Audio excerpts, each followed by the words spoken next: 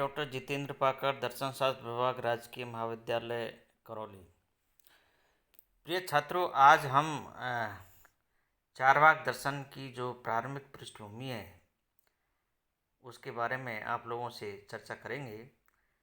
इसके पूर्व वीडियो में हमने आपको भारतीय दर्शन की जो सामान्य जो विशेषताएं या सामान्य जो चर्चा थी वो चर्चा हमने की थी। अब हम आपके यूनिवर्सिटी के सिलेबस के अनुसार यूनिट वाइज टॉपिकों पर हम विचार विमर्श करेंगे।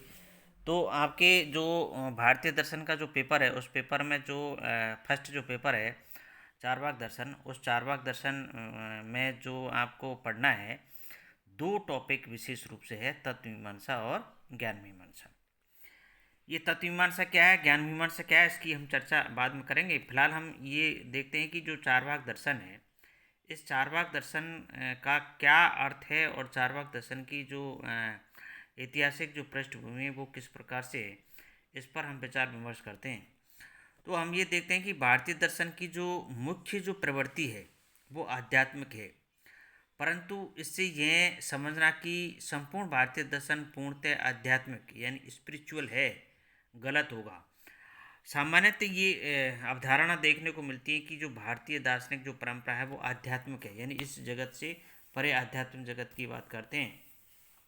लेकिन ये पूर्णतः सही नहीं है। जो लोग ऐसा समझते हैं कि वे भारतीय दर्शन को आंशिक रूप से ही जानने का दावा कर सकते हैं। अब हम ये देखते हैं कि भारतीय विचारधारा में अध्यात्मवाद के अतिरिक्त जड़वाद, मैटेरियलिज्म का भी चित्र देखने को हमें मिलता है। चारवाक एक जड़वादी दर्शन है। जड़वाद उस दार्शनिक सिद्धांत का नाम है जिसके अनुसार भूत ही चरम सत्ता है। भूत का मतलब है भौतिक वस्तु। तो ये जो भौतिक वस्तु है और इस भौतिक वस्तु में भूत पदार्थों में चार पदार्थ आते हैं जिनकी हम मीमांसा में बात करेंगे। वो जो चार जो पदार्थ है उनसे संपूर्ण सृष्टि का निर्माण होता है और वो चार है पृथ्वी, जल, वायु और अग्नि। तो इस प्रकार से जिससे चैतन्य अथवा मन का आविर्भाव होता है इन भूत पदार्थों से। ये जो चार भूत पदार्थों की हम बात कर रहे हैं, इन्हीं भूत पदार्थों से चेतना का आविर्भाव होता है, यानी चेतना उत्पन्न होती है। तो भारतीय दर्शन में जड़वाद का एकमात्र उदाहरण चारवाक है, यानी जड़वादी जो दार्शनिक है वो केवल मात्र एक चारवाक दर्शन है। इसके अतिरिक्त संपूर्ण जो भारतीय दार्शनिक जो परंपरा है वो अध्यात्मवादी रही है। चारवाक अत्यंत ही प्राचीन दर्शन है। इसकी प्राचीनता इस बात से विदित होती है कि इस दर्शन का संकेत वेद, बौद्ध साहित्य तथा पुराण साहित्य जैसी प्राचीन कृतियों में भी मिलता है। इसके अतिरिक्त चारवाक की प्राचीनता का एक सबल प्रमाण भारत के अन्य दर्शनों के संघावलोकन से प्राप्त होता है। चारवाक का खंडन भारत के विभिन्न दर्शनों में हुआ है, जो यह सिद्ध करता है कि इस दर्शन का विकास अन्य दर्शनों के पूर्व अवश्य हुआ होगा, क्योंकि ये खंडन करने से ही ये प्राप्त होता है कि निश्चित रूप से चारवाक दर्शन का उदय पहले हो चुका होगा। अब ये प्रश्न उठता है कि इस दर्शन को चारवाक नाम से क्यों संबोधित किया जाता है। इस प्रश्न का निश्चित उत्तर आज तक अप्राप्त है। विद्वानों के बीच चारवाक के शाब्दिक अर्थ को लेकर मतभेद है। विद्वानों का मत का एक दल है जो कहता है। अब आप देखिए, इस चारवाक शब्द को हम तीन दृष्टिकोणों से समझाने का प्रयास करेंगे, आपको समझ में आएगा। ये बहुत रोचक बातें हैं। विद्वानों का एक दल जिसका मत है कि चारवाक शब्द की उत्पत्ति चर्व धातु से हुई है। चर्व का अर्थ होता है चबाना अथवा खाना। तो इस दर्शन का जो मूल मंत्र है वो है खाओ पियो और मौज करो। बड़े मज़ेदार बातें हैं, खाओ पियो और मौज करो। Eat drink and B Mary, जो कि वर्तमान समय में लगभग सभी लोग इसी तरह की प्रवृत्ति रखते हैं, खाओ पियो और मौज करो।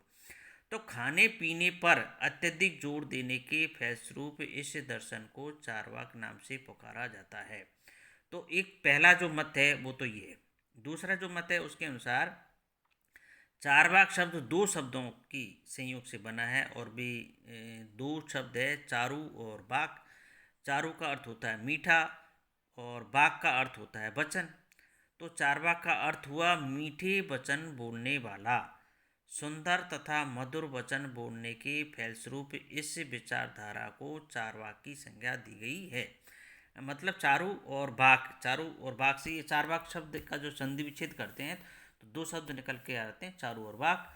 चारू का मतलब मीठे वचन और बाक का मतलब बोलने वाला। जो मीठे वचन बोलने वाले रहते हैं उनको चारवाक कहा जाता है। तो चारवाक विचारधारा साधारण जनता को प्रिय और मधुर प्रतीत होती है क्योंकि वे सुख और आनंद की चर्चा किया करते हैं। एक तीसरा मत है जिसका कथन है कि चारवाक एक विशेष व्यक्ति विशेष का नाम था। यानी चारवाक कोई व्यक्ति था जिसका नाम चारवाक था और जिसने इस चारवाक दर्शन को प्रतिपादित किया, इसलिए चारवाक दर्शन का नाम पड़ा। ये जो जड़वाद के समर्थक थे, जड़वाद, उन्होंने जड़वादी विचार को जनता के बीच रखा। समय के विकास के साथ साथ इनके अनेक अनुयायी हो गए और जिन्होंने जड़वादी विचारों को बल दिया। चारवाक को मानने वाले शिष्यों के दल का नाम चारवाक पड़ा। इस प्रकार चारवाक शब्द जड़वाद का पर्याय हो गया। कुछ विद्वानों का मत है कि चारवाक दर्शन के प्रणेता, अब ये हमने चारवाक दर्शन की आपको तीन दृष्टिकोणों से परिभाषा देने की प्रयास किया है। यानी तीन दृष्टिकोण से समझाया कि चारवाक शब्द की तीन प्रकार से हम समझ सकते हैं। अब आगे ये देखा जाता है कि चारवाक दर्शन के प्रणेता बृहस्पति को माना जाता है। बृहस्पति है, वे देवताओं के गुरु माने जाते हैं। बृहस्पति को देवताओं का गुरु माना जाता है। लगभग 12 ऐसे सूत्रों का पता लगा है जिनमें जड़वाद की मीमांसा की गई। मीमांसा का मतलब विवेचना, तथा जिसका रचयिता जो है बृहस्पति को ठहराया जाता है, बृहस्पति को माना जाता है। महाभारत तथा अन्य धार्मिक ग्रंथों में स्पष्ट शब्दों में बृहस्पति को जड़वादी विचारकों का प्रवर्तक कहा जाता है। जड़वादी मतलब भूत पदार्थ। कहा जाता है कि देवताओं को राक्षस वर्ग सताया करता था। यानी देवताओं को राक्षस जो प्रवृत्ति के जो जीव थे वो इनको यातना दिया करते थे, देवताओं को परेशान किया करते थे। तो यज्ञ के समय दानव वर्ग देवताओं को तंग किया करता था। बृहस्पति ने देवताओं को बचाने के निमित्त दानवों के बीच जड़वादी विचारों को फैलाया ताकि जड़वादी विचारकों का पालन करने से उनका अपने आप नाश हो जाएगा। उन्हें खाओ पियो और मौज करो मैं उनको फंसा दिया तो वो अपने खाने पीने और मौज करने में मस्त हो गए। तो इस प्रकार से ये देवताओं को परेशान करना इन्होंने बंद कर दिया। इस प्रकार की विचारधारा हमें देखने को मिलती है। चारवाक दर्शन के ज्ञान का आधार क्या है? इस दर्शन पर कोई स्वतंत्र ग्रंथ प्राप्त नहीं है। ये बात हमें स्पष्ट हो जानी चाहिए कि चारवाक दर्शन का लिखित रूप में किसी प्रकार का कोई ग्रंथ उपलब्ध नहीं है। भारत के अधिकांश दर्शनों का मौलिक साहित्य सूत्र है पर चारवाक का नहीं है। अन्य दर्शनों की तरह चारवाक का भी मौलिक साहित्य सूत्र था। डॉक्टर राधाकृष्ण ने बृहस्पति के सूत्रों को चारवाक दर्शन का प्रमाण कहा है, परंतु उन सूत्रों का आज तक कोई पता नहीं है। तो वे चारवाक के विरोधियों के द्वारा संभवतः विध्वंस कर दिए गए हो, इस प्रकार की बातें कि चारवाक के जो ग्रंथ थे उनको नष्ट कर दिया गया। अब प्रश्न ये उठता है कि सूत्र के अभाव में चारवाक दर्शन का ज्ञान कहाँ से प्राप्त होता है? इस प्रश्न का उत्तर देने के लिए भारतीय दर्शन की पद्धति पर विचार करना अपेक्षित होगा। भारत में दार्शनिक विचारों को रखने के लिए एक पद्धति का प्रयोग दिखाई पड़ता है। उस पद्धति के 3 अंग है। ये जो पद्धति बड़ी इंपॉर्टेंट है, बड़ी मज़ेदार पद्धति है। जैसे पूर्व पक्ष, खंडन और उत्तर पक्ष। अब आप इसको स्पष्ट समझे। पूर्व पक्ष में दार्शनिक अपने प्रतिद्वंदियों के विचारों को रखता है।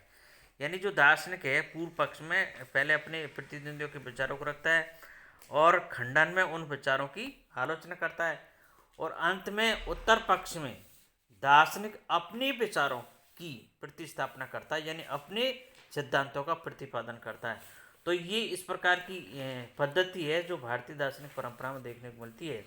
तो पूर्व पक्ष का मतलब होता है पूर्व पक्ष में विरोधी के विचारों को रखा जाता है और खंडन पक्ष में उनका आलोचना की जाती है, और उत्तर पक्ष में विरोधी के विचारों को खंडन करके उत्तर पक्ष में अपने विचारों का प्रतिपादन किया जाता है, यानी अपने सिद्धांतों का प्रतिपादन किया जाता है।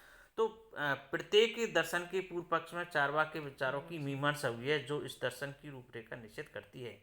किसी मौलिक या प्रमाणिक साहित्य के अभाव में चार्वाक का जो कुछ भी ज्ञान दूसरे दर्शनों के पूर्व पक्ष से प्राप्त होता है, उसी से हमें संतोष करना पड़ता है। तो इस प्रकार से जो पूर्व पक्ष में चार्वाक दर्शन की जो विवेचना मिलती है, उन्हीं से हमें चार्वाक दर्शन के बारे में जानकारी प्राप्त होती है। इनका स्वतंत्र रूप से आज तक कोई ग्रंथ उपलब्ध नहीं हुआ है। चार्वाक दर्शन को अब ये देखें कि चार्वाक दर्शन को लोकायत मत भी कहा जाता है। ये चार्वाक दर्शन है लोकायत मत। यह दर्शन सामान्य जनता के विचारों का प्रतिनिधित्व करता है। मनुष्य साधारणतः जड़वादी होता है। साधारण जनता का मत होने के कारण अथवा साधारण जनता में फैला हुआ रहने के कारण ही यह दर्शन लोक आयत कहलाता है। डॉक्टर राधाकृष्णन का मत है कि चार्वाक को लोकायत इसलिए कहा जाता है कि वह इस लोक में ही विश्वास करता है। इस लोक के अतिरिक्त दूसरे लोक का, जिसे लोग परलोक कहते हैं, चार्वाक निषेध करता है। यानी इस व्यवहारिक जगत में, इस सांसारिक जगत में, इस पृथ्वीलोक में ही ये चार्वाकवादी जो है विश्वास रखते हैं। परलोक में ये विश्वास नहीं करते हैं, अर्थात परलोक यानी आध्यात्मिक जगत को ये नहीं मानते हैं। आरंभ में ही ये हम कह देना उचित होगा कि चार्वाक नास्तिक, ये हमने जब भारतीय दार्शनिक परंपरा के जो संप्रदाय उनकी जब विवेचना की थी, उस वीडियो में हमने आपको बताया था कि चार्वाक जो है तीनों दृष्टिकोण से नास्तिक है। न ये वेदों को मानता है, न ईश्वर को मानता है, और न ही ये परलोक को मानता है। तो चार्वाक के नास्तिक यानी हेट्रोडॉक्स, अनीश्वरवादी, एथियस्टिक, ईश्वर को नहीं मानता है, प्रत्यक्षवादी, पॉजिटिविस्ट मतलब केवल प्रत्यक्ष प्रमाण के अतिरिक्त और किसी प्रमाण को नहीं मानता है, सुखवादी, हीडियोनिस्ट दर्शन है। चार्वाक वेद का खंडन करता है। वेद विरोधी दर्शन होने के कारण चार्वाक को नास्तिक कहा जाता है। वह ईश्वर का विरोध करता है। ईश्वर की सत्ता में अविश्वास करने के कारण उसे अनीश्वरवादी कहा जाता है।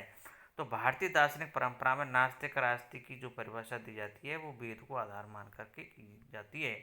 अब चूंकि चार्वाक दर्शन वेदों को नहीं मानता है, इसलिए दार्शनिक दृष्टिकोण से चार्वाक जो है नास्तिक है। प्रत्यक्ष के क्षेत्र बाहर किसी भी वस्तु को यथार्थ नहीं मानने के फलस्वरूप चार्वाक को प्रत्यक्षवादी, पॉजिटिविस्ट कहा जाता है। ये प्रत्यक्षवादी है।